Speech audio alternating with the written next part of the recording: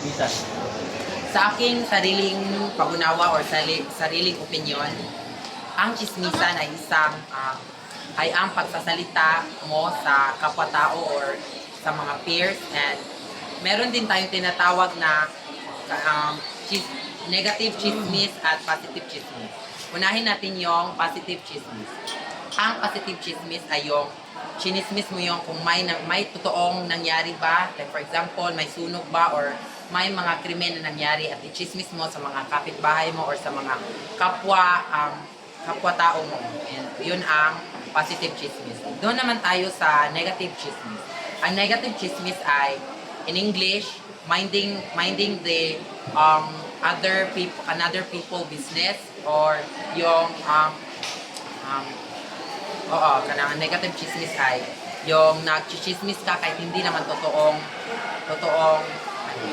na nangyayari. Yan lang. Bakit po chismisan?